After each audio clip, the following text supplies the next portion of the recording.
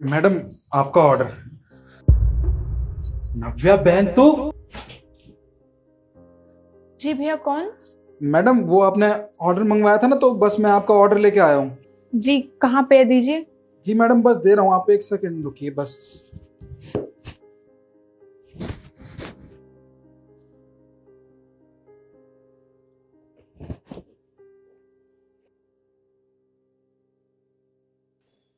ये लीजिए madam order. जी, payment तो ऑनलाइन हो गई होगी।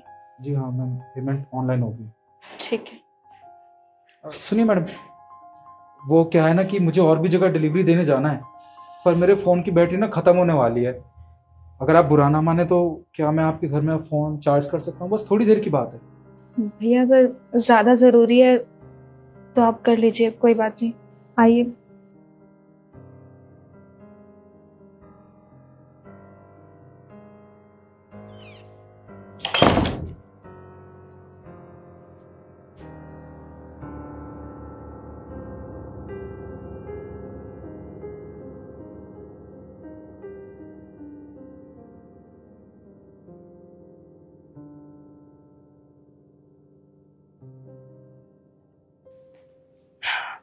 भैया, आपके लिए पानी लेके आऊँ? नहीं, कोई ज़रूरत नहीं है, थैंक यू। वैसे, अगर आप बुरा ना माने तो एक बात पूछूं? जी पूछिए। वो क्या है ना, बाहर बहुत गर्मी हो रही है और आपने अपना ये मुंह बांध रखा है, इतनी गर्मी में क्यों? वो क्या है ना, आप तो जानती हैं, हमारा काम तो पूरे दिन डिलीवरी करना होता है, बाहर धूप हो या बरसात। तो बस धूल मिट्टी धूप से बचने के लिए ना मैंने ये रुमाल पहन रखा है। चलिए, ये तो अच्छी बात है। जी, पर मैं आपसे एक बात पूछ सकता हूँ? जी पूछिए। देखिए आपके चेहरे पे चोट के निशान, और अभी मैंने आपका हाथ भी देखा था, उस पर पट्टी बंधी हुई है। ये चोट कैसे लगी आपको? वो वो मैं काम करते वक्त ना मेरा पैर स्लिप हो गया था, तो बस चोट लग गई। देखिए, आप झूठ बोल रही हैं, मुझे पता है अच्छे से। जहाँ तक मैं जानता हूँ ना, ये गिरने के निशान नहीं है, लगता है कि किसी ने आपको पीटा है। आप मुझे बता सकती हैं? देखिए भैया, मैंने आपसे कहा ना कि ऐसा कुछ भी नहीं है, और आप ज्यादा सोच रहे हैं। मैं बस गिर गई थी, उसी की चोट है और कुछ नहीं है। देखिए, आप घबराइए मत, मुझे अपना भाई समझिए। देखिए, आप मुझे बता सकती हैं, कुछ भी बात है तो प्लीज बताइए, आखिरकार आपके साथ हुआ क्या?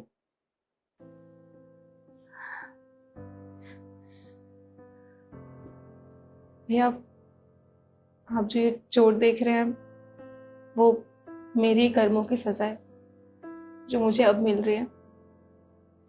मैं मैं एक लड़के से बहुत प्यार करती थी और हम दोनों शादी भी करना चाहते थे।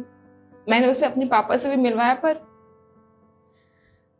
पापा ने मना कर दिया। पापा ने कहा कि वो लड़का अच्छा नहीं है, वो मेरी शादी नहीं कराएंगे उससे। और उसके बाद हम दोनों ने डिसाइड किया कि हम यहाँ से भाग जाएंगे और कुछ टाइम बाद वापस आ जाएंगे, फिर सब कुछ ठीक हो जाएगा। मुझे मुझे सबने समझाया, मेरी मम्मी ने, मेरे भाई ने, पापा ने, सबने समझाया कि वो लड़का अच्छा नहीं है मेरे लिए। मैं उसे भूल जाऊं, लेकिन गलती मेरी थी। मैंने उन सब की बात नहीं सुनी और उसके साथ भाग के यहाँ शहर में आ गई। शुरू शुरू में सब कुछ बहुत अच्छा था। हम अच्छे से यहाँ पे सेटल हो गए और रहने भी लगे, पर कुछ टाइम बाद ये शराब पी के घर आते और मुझ पे हाथ उठाते। तेरी एक बार की समझ में नहीं आती ना बात। मैंने तुझे कितनी बार कहा है, जैसा मैं बोलूंगा इस घर में वैसा ही होगा, समझी? और तुझे पैसे देने पड़ेंगे। मुझे नहीं पता तू कहीं से भी जाके पैसे लेके आ, लेकिन मुझे मेरी चीजों के लिए पैसे चाहिए। अब चाहे किसी के घर में झाड़ू पोछा कर या कहीं भीख मांग, समझी?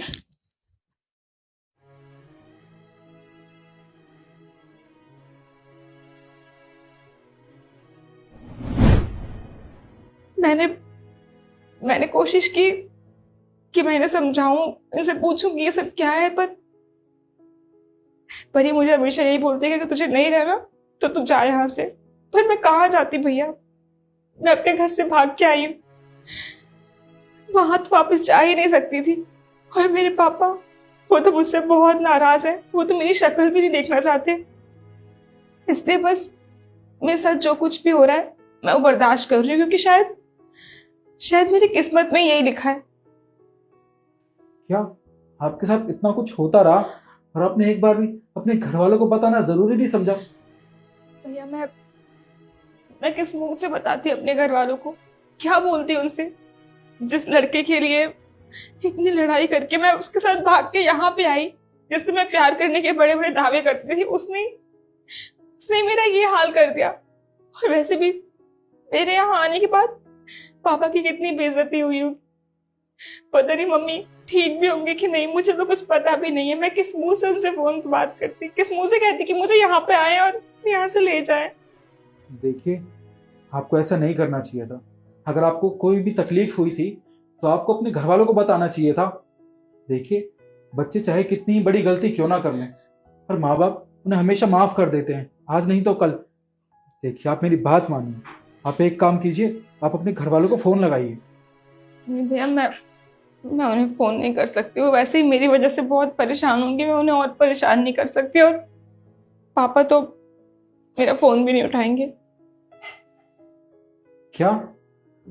देखिए, मैं आपके भाई की तरह हूं। आप एक काम कीजिए, आप ना अपने घर वालों को फोन लगाइए।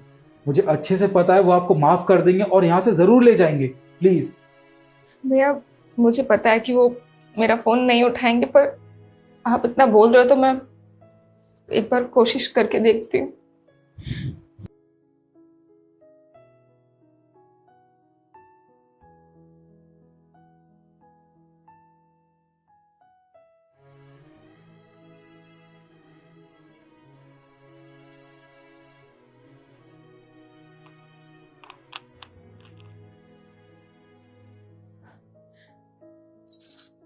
माँ,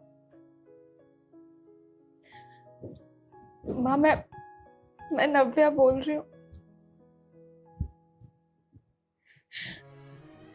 माँ देखिए, मुझे पता है मुझसे बहुत बड़ी गलती हो गई है। आप लोगों ने मुझे बहुत समझाया, उसके बाद भी मैं इसके साथ भाग के यहाँ पे आ गई। माँ मुझे माफ कर दीजिए प्लीज। आप पापा से बोलिए ना, वो मुझे यहाँ से ले जाएं। मुझे यहाँ नहीं रहना है।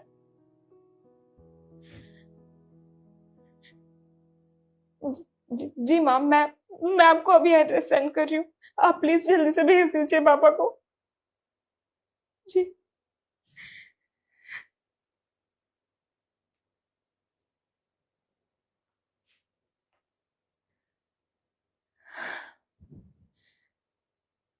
थैंक यू सो मच भैया। आज आपकी वजह से मुझे इतनी हिम्मत मिल पाई कि मैंने अपने घर वालों से बात की। और देखिए ना, पापा मुझे लेने आ रहे हैं। आपने सही कहा था कि माँ बाप अपने बच्चों को माफ कर देते हैं।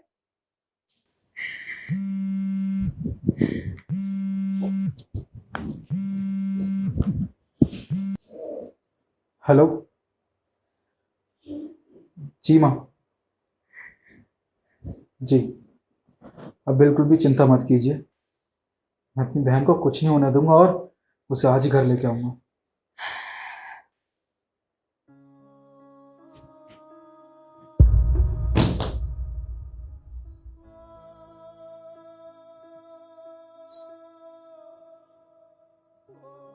भाई, भाई, कैसे कैसे हो आप? आप ठीक तो हो? और माँ माँ कैसी है? जब एक बहन अपने भाई से दूर हो जाती है और उस बहन को तकलीफ होती है ना, तो एक भाई कैसे खुश रह सकता है? तुझे पता है, जब तू गई थी ना तेरे जाने के बाद, मैं, माँ, बाबूजी, हम कोई सुखी नहीं है। हम हमेशा तुझे याद करते रहते, ये सोचते रहते कहाँ होगी, किस हालत में होगी, क्या कर रही होगी, ठीक होगी भी या नहीं। पर आज आज तू मुझे मिली तो भी इस हालत में। भाई मुझे पता है मुझसे बहुत बड़ी गलती हुई है, मुझे माफ कर दो। पर मुझे यहाँ से ले चलो, मुझे यहाँ नहीं रहना। वो इंसान सच में बहुत बुरा है। आप लोगों ने सही कहा था, मैंने आपकी बात नहीं सुनी। कोई बात नहीं बहन, माना कि तुझसे गलती हुई है, इसका ये मतलब नहीं है कि हमने तुझे पराया कर दिया। तू चिंता मत कर। और जो तेरा पति है ना, उसको तो मैं सबक सिखा के रहूंगा। उसने आखिर मेरी बहन के साथ ये सब किया कैसे। बहन, तू तू रो मत, कुछ नहीं होगा तुझे। तेरे भाई आ गया ना, हम एक काम करते हैं, हम सबसे पहले पुलिस स्टेशन चलते हैं, तेरे पति की कंप्लेंट लिखवाने। चल।